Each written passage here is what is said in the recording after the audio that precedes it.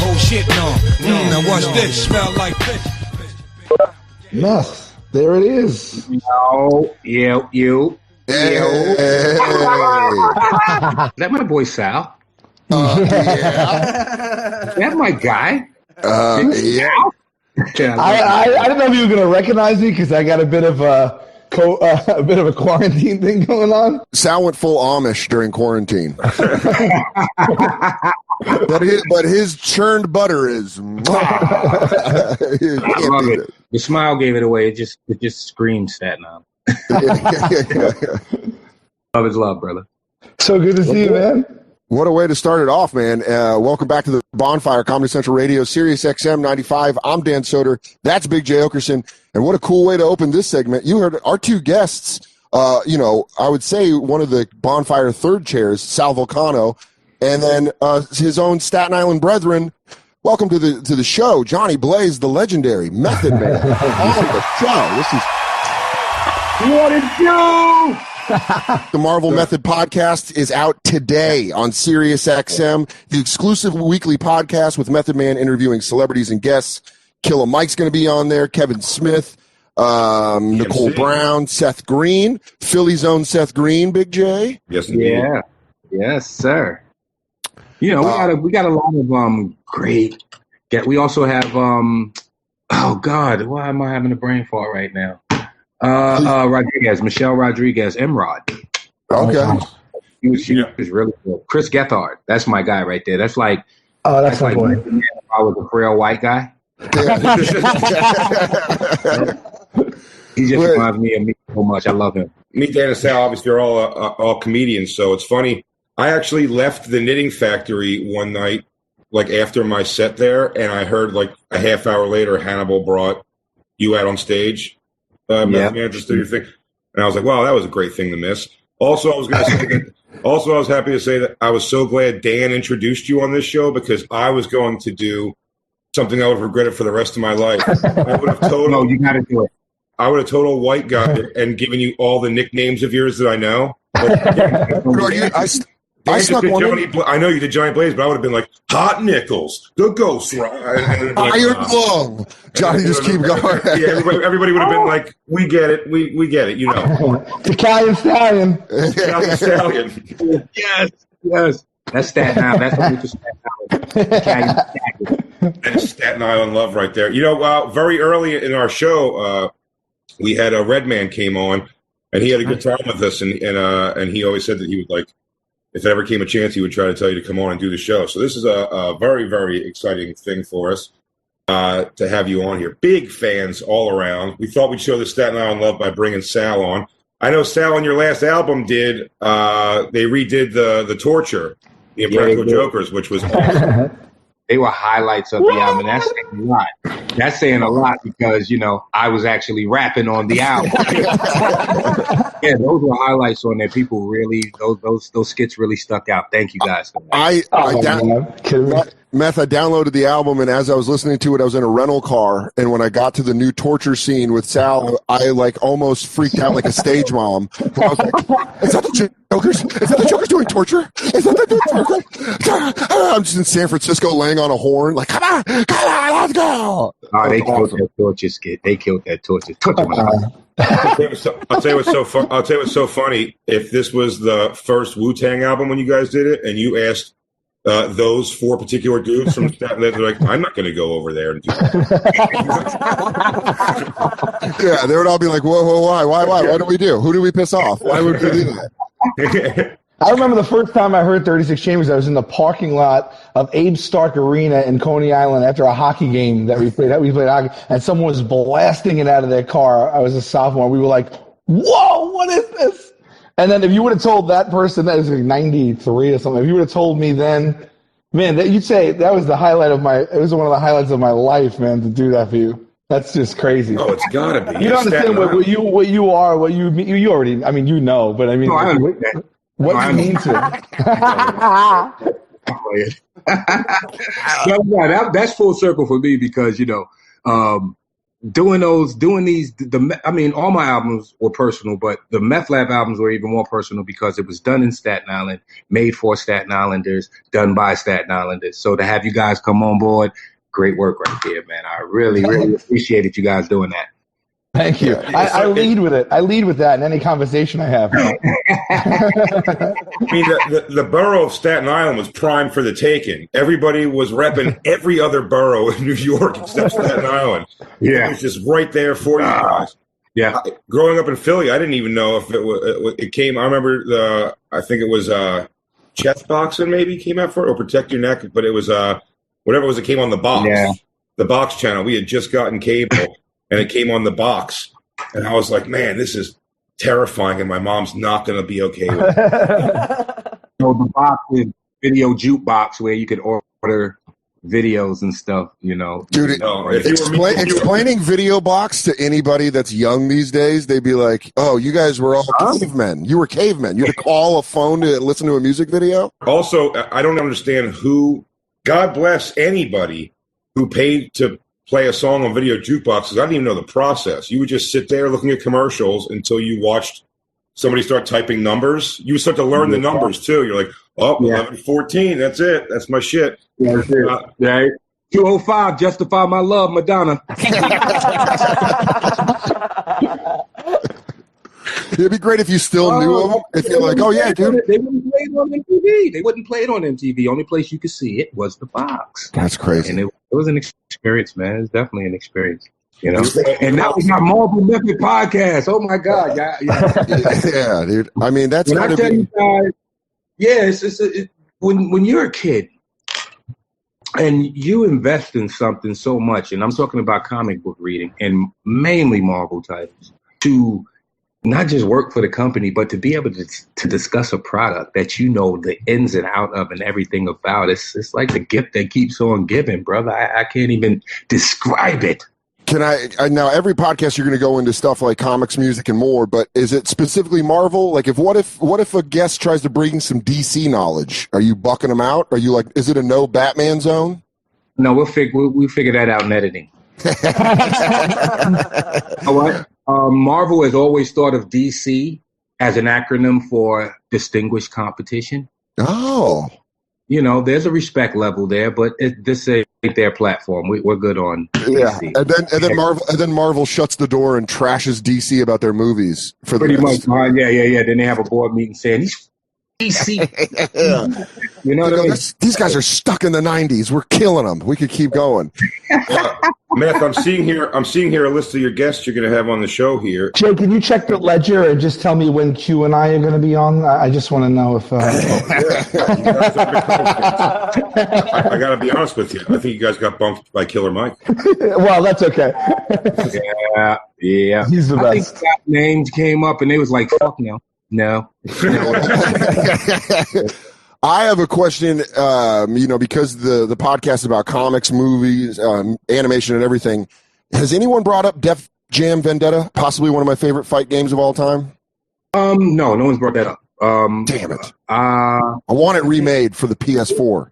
You know what? People definitely want that game remade. It was a good game. I can't even front. And I was there from the inception of the game. I saw the game, what it originally was before they made it into a Def Jam game. So the game played well beforehand, and the first one was great, but the second one really solidified what that game was about. And yes, I would love to see it come back again. It was unbelievable. It was. And I told them to make sure I'm the strongest character in the game. I told them to do that. Yeah. I would always play with you or Red. That was always my thing. I would go to, or actually Ghostface had a good finish in that. People forget that Ghostface had a really good finisher in Def Jam Vendetta. What was what was more of an exciting thing is, someone just, growing up, not wealthy, not in entertainment at all, and then started. What was more exciting, to see yourself on TV first, or a movie screen, or to see yourself in a video game format? I mean, both of those things have to be huge. Well, first of all, I grew up in a predominantly white neighborhood. All my friends were white, and my black friends would make fun of me because I like to listen to Bruce Springsteen. And coming where I came from, yeah, of course. I mean, it's like Oh man, it's like night and day. I don't know. Yeah. I'm not going to say that my childhood was, super duper traumatic, more traumatic than anybody else's who came up in the same circumstances that I came up in. My mom did the best that she could with what she had, and we grew up to be healthy, happy, young individuals. But to go from that to where I'm at now, hell yeah. I mean, you got to feel it. You wake up, you count your blessings every day, and some days are better than others, and but you always know. I feel like you appreciate the journey more when you start from the bottom. Keeps you humble. Did you have aspirations for acting even before music, or as soon as you got it, or was it when the offers came in? Because I watched last night, me and Christine randomly just put on Stars, which is going to be premiering Ghost Power Book 2 December 6th. We put on Stars, and they showed a movie called The Mortician we were watching for a while, where you play a mild-mannered 3-piece suit mortician. It's most of the movie is you looking around corners, nervous. It's such a change of pace for what I would think of you. Like when I saw you in it was Copland, right? When you were on the roof. Oh, wow. Like that's the Method Man that I always picture. You had like the fangs grill, and the hair was like half cornroad and everything. And then seeing it in a 3-piece suit with a bolo hat in this movie, right. You know what? That movie, that was like 10 years ago. I did that movie, maybe 12. That movie, I'm saying like for a year, up to a year after that, I still had trouble making eye contact. Really? Because that character was just so, I don't even know what word there is for it, but he was just so self-aware and just messed up in the head that he felt eye contact, eyes are the windows to the soul, and he didn't want people to see who he really was, or, he's so embarrassed by his story, he didn't want people to see it in his eyes, so he averted eye contact, which is what I started to do a lot of. And you can't do that shit in meetings. It looks like you're lying and shit, Oh man, if you're a white guy like me, you look like a mass shooter if you do that. Everyone's like, this guy's gonna fucking lay down a mall. Yeah, who's this squirrely white dude with darty eyes? Get him the fuck out of here. Yeah, they go, you better check his records. He better have no gun purchases. I love it. As a Marvel fan, how pumped were you to get into an episode of Luke Cage? I mean, that's awesome. When that call came in, I was ecstatic because I knew the writer, Cheo. Okay. Yeah. Phenomenal writer, by the way. Cheo is good. When the call came in, I was like, hell yeah, I'll do it. What do you want me to do? Well, you're going to play yourself and blah, blah, blah. And I'm reading the script and I'm seeing that, I'm supposed to fan out over Luke Cage because in this world, he's who he is. Me, the refrigerator. He's who he is. And, but for me, it was more or less like, well, shit, I'm who I am too. What the fuck? Yeah, you know what I mean? Yeah, so, you're Method Man. Fuck that. It translated into not me fanning out over him, but it was more or less like, is that you? Yeah. That's you. Yeah. I will say as a fan of those shows, I was pretty bummed that, Punisher and Luke Cage and all that stuff kind of got shut down so they could move to the Disney Plus app because I loved them on Netflix.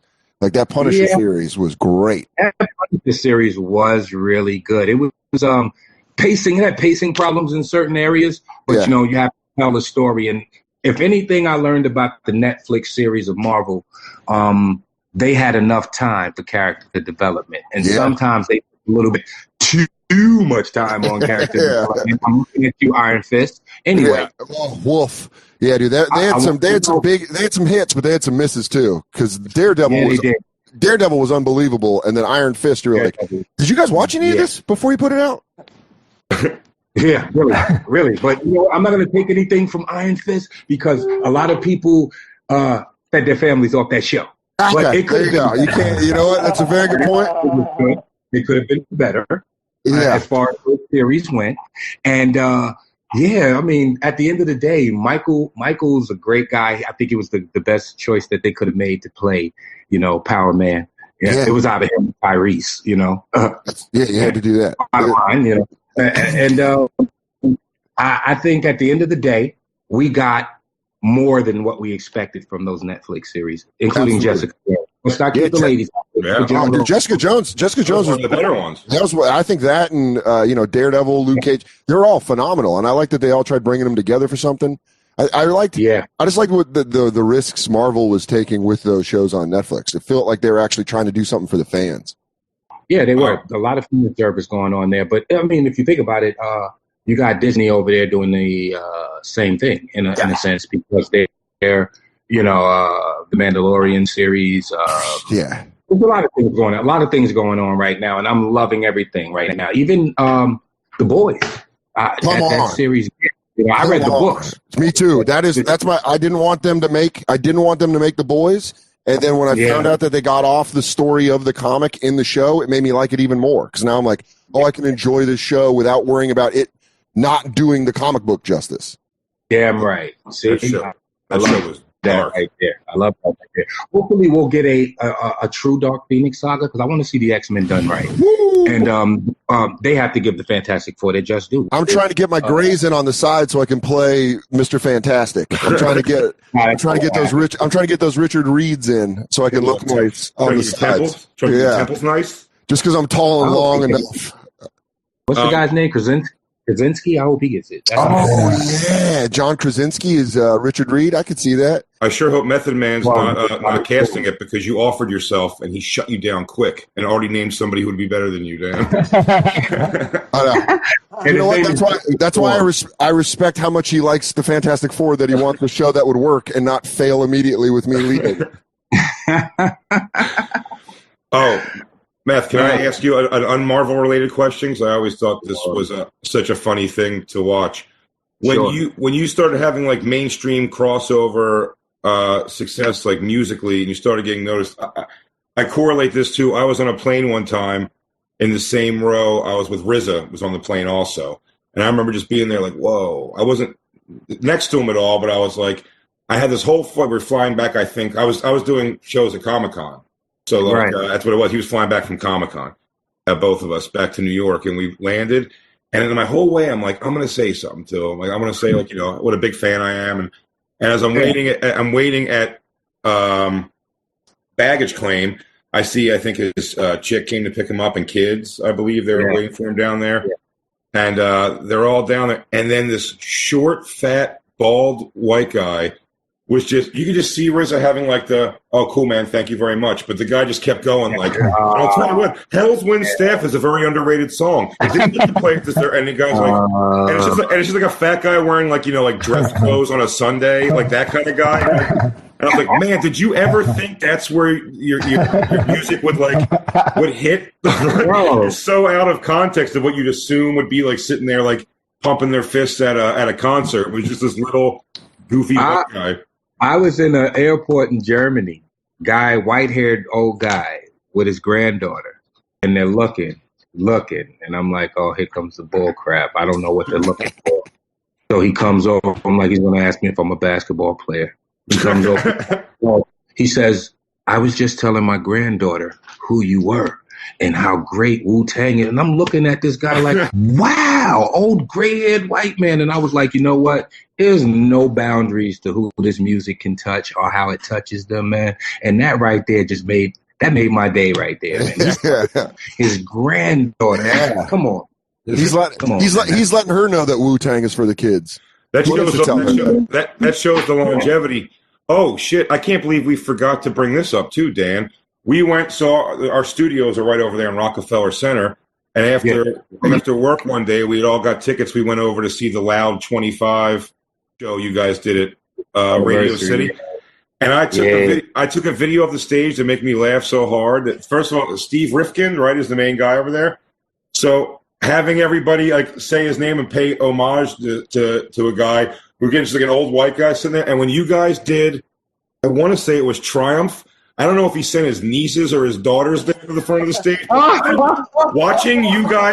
Watching you guys navigate around these like awkward like white teenagers who might not have even known your music that much. Like they were just, man, it made me laugh till we fell in our seats.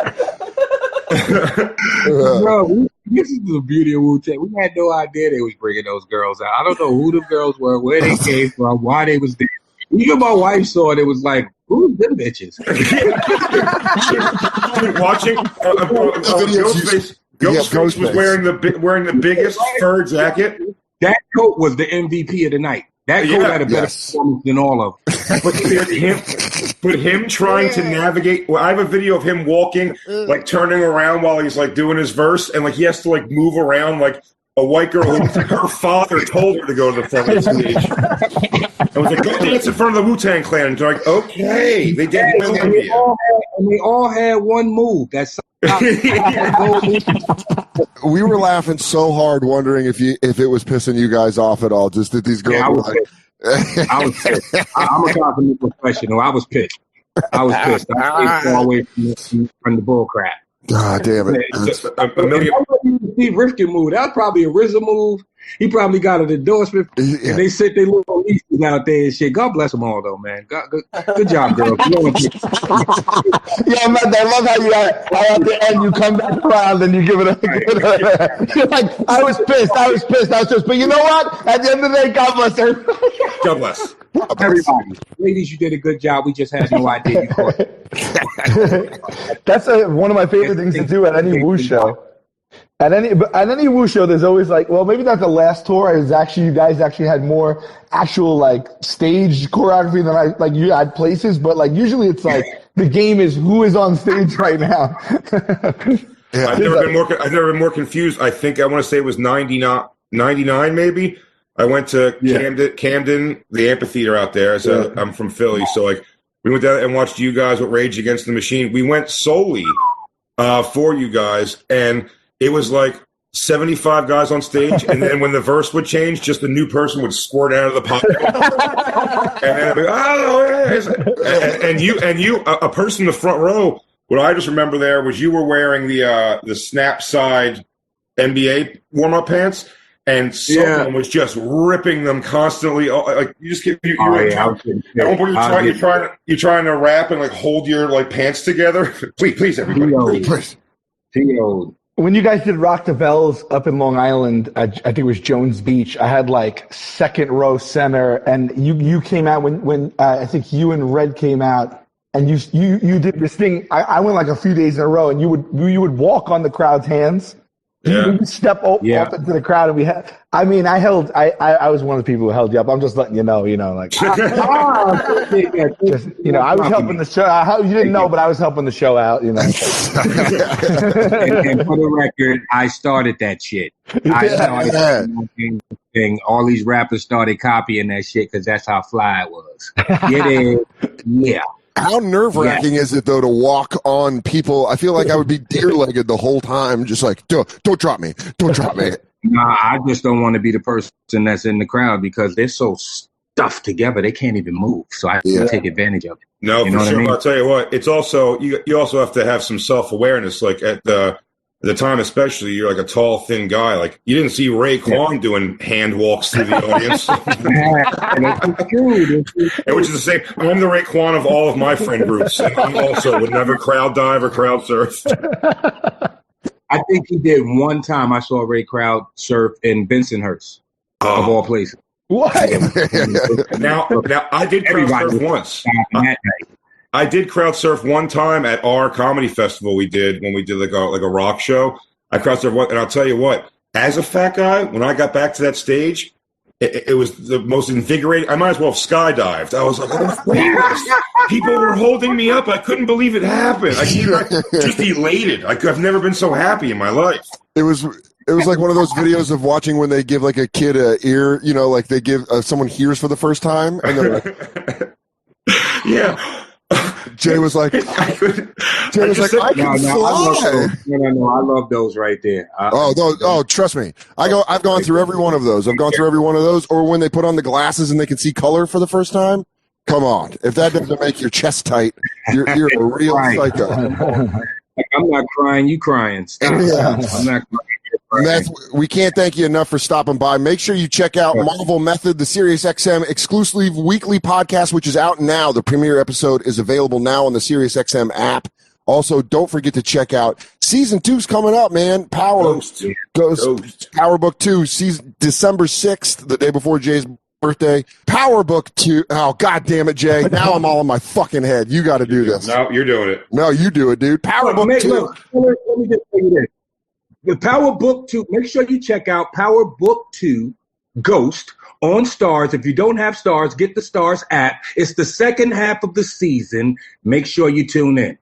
Yeah. There, I mean, you can't get a better plug than that. And you know what? For everyone that works for Sirius, I'm sorry that Jay and I lack professionalism. Funny, we lack professionalism. Method Man, you are a legend, and we love you so much for coming on. We really hope you can come back on again. Instead, when this thing's over, you can come in the studio with us up in our setup. It was fun.